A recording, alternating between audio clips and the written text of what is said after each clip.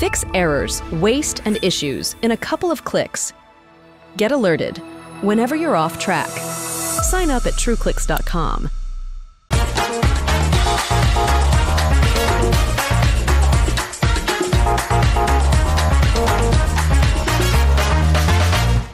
Wix Studio, the platform for agencies and enterprises to manage clients and projects with max efficiency, sharing Wix's SEO tech to help you drive growth. Thank you. So as Becky said, I'm Emily, head of SEO and content at Mindshare, and I have been working in SEO for 14 years, but I never actually really wanted to be pigeonholed into SEO. I've always believed it to be about creating a genuinely really just good website and a good experience. So that kind of leads me to this talk of why I think SEO needs a name change. And I'll cover as well why I think we should be leaning on a couple of other different specialisms to inform our approach.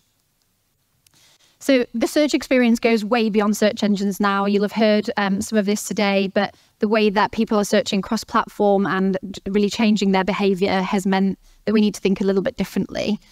Google have acknowledged this. They're saying new internet users don't have the expectations that we've become accustomed to. They're looking to discover content in new and more immersive ways. Now, Google SVP of search here is smiling, but I think he's actually crying inside because we're searching on social platforms now like TikTok, Instagram, and YouTube. I went to Copenhagen recently with some friends, and we were looking for restaurants or places to go. And the first place we would look is Instagram and TikTok because you can actually get a bit more of a feel for a place. And I'm definitely not Gen Z, but Gen Z are the audience that are leading this. So they're preferring social media to actually look at brands. 64% of them are using TikTok to search and discover. And that's because they're finding the information relevant, but they're also finding it fun and visual too.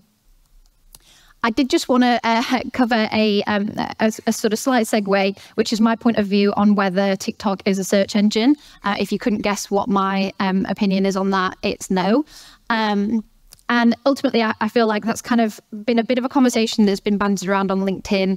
And ultimately, I don't think it really matters on the semantics of whether it's a search engine or social media. I think it's social media still with search functionality. But ultimately, if people are searching there, then we should be looking at how we can use those insights to inform our strategy going forward. People are searching on e-commerce platforms and some platforms of retailers. So people are going direct to the likes of Amazon and other e-com. Amazon clothing business is actually expected to grow 7% this year. And when you look at some of the other categories, you can see how much shopping behaviors have changed. So 55% of people searching for beauty are going to Amazon before they're going to Google. And in pet supplies is 66%. So again, just a useful thing to consider whether you ought to be looking at Amazon data as well. Just on the point of shopping behaviors, the cost of living crisis has ultimately meant that there is a longer research phase. And just a bit of a cute example, I'm looking for a playhouse for my daughter at the moment, and it's a big purchase, so I'm really thinking about that decision. I've been thinking about it for the last 3 months. But ultimately, I guess the point with this is that it creates a lot of opportunity for us with content. If people are searching in different ways, they can't make their mind up, there's lots of opportunity for us to capture them at different points in that journey. People are searching on forums, review platforms, comparison sites, and Reddit's still bigger in the US with about 50% of its customers are based there. But Reddit is blowing up in the UK. Reddit is now ranking for 19 million keywords in the UK versus 6 million last April. And Google's saying that searchers seem to like it, they proactively seek it out. And that might well be the case. You know, people are interested in having user-generated content for lots of types of query. Having said that, I think possibly the Google Reddit partnership might be helping a little bit here. But the data nonetheless is worth having a think about for your strategy. Final kind of thing that we've got to contend with is, obviously, SGE is here-ish. We still, I guess, don't know exactly what's going to happen, but we're kind of at crunch time. The rumblings I've heard is for it to be rolled out by end of H1. So depending on whether it rolls out as you see it here today or an iteration of that, it's coming. So I did just want to ask for a quick show of hands. How many people, not as SEOers, but just as consumers in general, how many people have actually seen SGE results when they're just browsing? Okay, so really small handful at the moment. Thanks. Ultimately, SG is going to bring a whole host of new formats and features, not ideal. Predicted traffic losses conservatively of maybe about 25%. So with this, I think it's just important to understand that the most important thing is to make sure you have a really good understanding of search intent and you're providing the best possible user journey. Side note is just to make sure you're capitalizing on the different shopping formats. So things like shopping product listings, so making sure that you've got product schema nailed down. But ultimately, so much change is happening at the moment that I think we need to adapt. I think that SEO needs a name change. I think we should be calling it search experience optimization. This is no longer just about search engines. Sorry, Google. It's about providing a great web experience from that first search. So I thought that I did coin this phrase myself, and then I was doing a bit of research and I found in the depths of a forum somewhere it being referred to as SXO. I felt like that was a bit of a risky acronym. Doesn't really need to be called that. SEO still works, but I think the change in which we use a lens of experience to kind of overlay the way we're thinking about everything in everything that we're delivering within SEO. So if we think about a definition of customer experience, I've found this definition that it's about providing an experience that meets your customer's needs and leaves them feeling good, as clearly I do here. It's about the role of organic search in delivering a great holistic brand experience for customers. So to evolve our approach, a couple of specialisms that we can lean into. First one is research and insights. So looking at how we can get the best possible understanding of consumer needs, motivations and triggers. And then marketing science. So how we can use first-party data and analytics to essentially deliver more robust measurement and more fairly attribute the role of SEO in the bigger picture.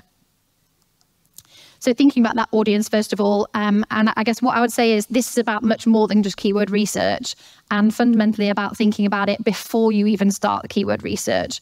So before you've even opened AdWords or SEMrush, thinking about what are all of the resources that you have available to you to start understanding more about them.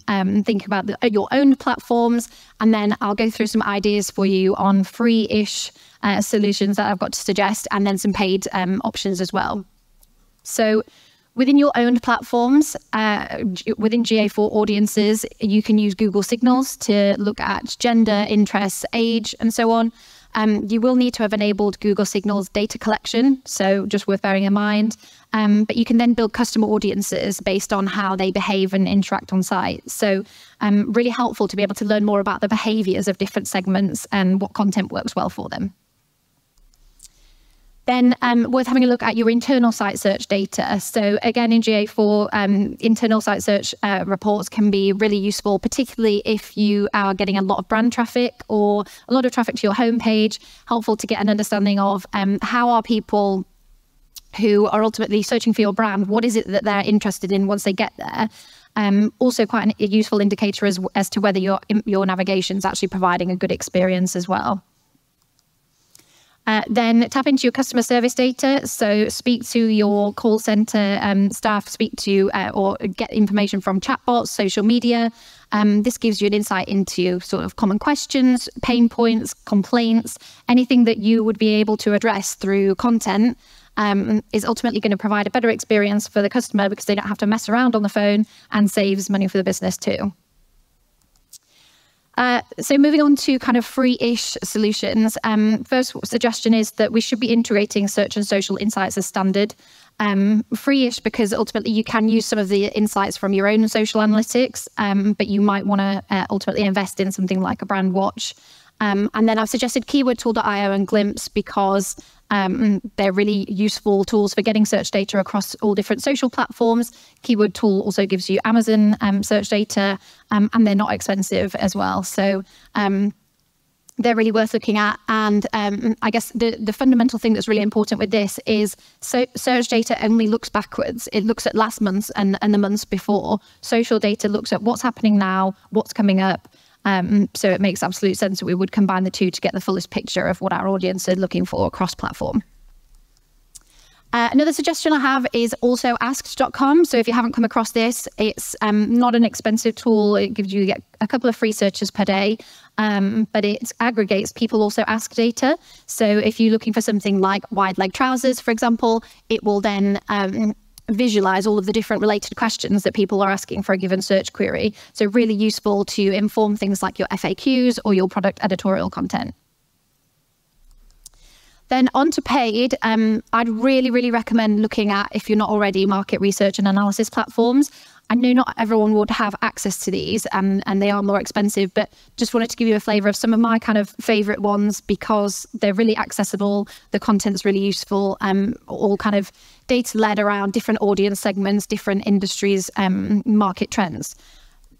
Please don't disregard it if you don't have access to them, because they actually give away loads of really good free insight. So they always have really useful exec summaries that will go into essentially all of the top line information that you need to know. You can sign up for their newsletters and get stuff straight to your inbox. They'll do free reports, and their blogs are always a really good wealth of information. So to give you an example, Mintel's clothing retailing report, just from the exec summary, even if you're not logged in, you can download this and it will give you information about how the people shopping for clothing has changed since the pandemic. So there's been a massive rise in people shopping for clothing related to holidays, socializing events, and I guess that makes sense, but it's also really nice just to overlay that level of human truth to the way that you're thinking about building out your search landscape. So moving on to how we actually go about serving a great experience with that. I won't dwell on this bit too much because, as I said, this is not about changing really how we do SEO. How we do SEO is ultimately still the same, but it's just about applying that level of thinking about audience to everything that we're doing. So if we have audience insight and doing that first before we do anything else, then gathering all of your search data and overlaying it with your social data, you're going to have a great approach to your content strategy. And then understanding intent is critical to serving a great experience and ranking well. This kind of goes without saying. But ultimately, if we know that users are diversifying to search in different ways and Google is pushing to keep up, then we should capitalize on the data available to us. Again, this might well be something that you're already doing, but if it's not, keyword landscape should be categorized by intent. Tools should do this for you, SEMrush, Ahrefs, and so on. But I think it's important to really consider what we can do with that level of intent information, rather than just thinking about it's a column that's in an Excel spreadsheet and like it's kind of ticked a job because we've broadly thought about intent. It's about thinking, what can we do with that information? So assuming we've done all of the content gap analysis, all that type of work, then it's about looking at what type of content is right for that specific intent. So for example, depending on the intent of a given keyword, should it be a PLP? Should it be a category level page? Should it be a piece of editorial? When it comes to format, should it be, depending on what that intent is, should it be a how-to piece of content or a comparison piece? Or if it's financial services and it's a complicated product, maybe it should be a long-form piece of explainer copy. So really understanding intent will help you decide that. And then your angle should be based on, first of all, what angles are ranking well in the SERPs that you're seeing coming through most commonly, but also based on all of that audience information that you then have, what angle is going to resonate best with them now that you know so much about them, what's going to land well with them, and what's going to be, what are you best positioned to angle your content on? What are you able to be the expert and authority on? So moving on to how we measure the role of content. And with this, I've kind of suggested a few options for how we might take learnings from the way that marketing science look at data to inform how we measure the effectiveness of SEO content. So first suggestion is to use content analytics to measure the effectiveness of those different content types and formats and so on. That enables you to build a picture of whether the content that you have at different stages of the journey is actually serving its purpose.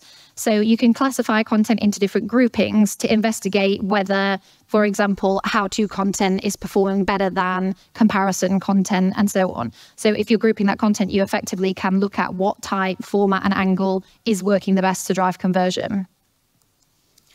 Next suggestion is to understand the behavior of high lifetime value customers. So it's worth using big data tools to connect web analytics with first-party data, map and analyze the high value customer journeys, and take learnings that you can apply elsewhere. for example, what are the behaviors of customers if they're high lifetime value? Is that because they're cross-category shopping? What content is it that is encouraging them to shop cross-category? Or what behaviors are they taking? How can you take learnings from that to A, go after more of those high value people, and B, take learnings to inform some of your your customers with a lower lifetime value? On the flip side of that, you can create custom audiences in GA4. So for things like cart abandoners, checkout starters, people that are dropping off at some point in the journey, make sure you're creating audiences for those types of people. And you can also then cut that with those Google data signals to have a look at this data on a demographic level as well. What I want to say here is for other channels, if we are saying that search experience optimization has a role to play in actually just providing a great experience for the whole website, then ultimately that's going to have a positive effect for other channels as well. So you're welcome. And I guess this is where my desire to not be pigeonholed into SEO really comes in. Because if somebody lands on a website through a generic organic search and they browse the website, but they're not ready to purchase, they go away, they might, they're then aware of the brand. So they've gone away, they might come back via a paid brand search click, for example, or go on to shop in store or in app. SEO, in providing a good experience, has had a role to play in increasing that person's propensity to convert. So this is one that I would really recommend if you have access to analytics and attribution teams, to talk to them about the possibility of starting to factor SEO into media mix modeling. They can look at Google Search Console and analytics data alongside brand metrics and sales data to start to correlate the two. And they can strip out things like seasonality, promotions, other media to start getting closer to what the role might have been for SEO in contributing to improved brand metrics or improved sales data. Ultimately, it's not going to be a perfect MMM, but SEO forecasting is not perfect. We all know it's finger in the air. And I guess this is just a really useful way, I think, for us to start changing the conversation and shifting perception with stakeholders that the role of SEO is about more than just organic search. So to kind of sum up, I guess, search experience optimization meets Google's needs to focus on people-first content and serves a great experience from that first interaction in search. If I could give you kind of 3 key things to take away, they would be to better understand your audience's needs, motivations, and behaviors, to provide content that meets their needs and leaves them feeling good, and to measure the effectiveness of SEO and content in improving customer experience. So I hope that's been a compelling case for search experience optimization. I'd love to hear what you think afterwards. Thank you. Demand sphere. Limitless visual insights from the SERPs. Unlimited dashboards and users. Easy to use and easy to scale your growth to new levels. Monthly reporting making you want to shove sharp things up your nose? Try Dragon Metrics, the all-in-one SEO software with mind-blowing reporting tools.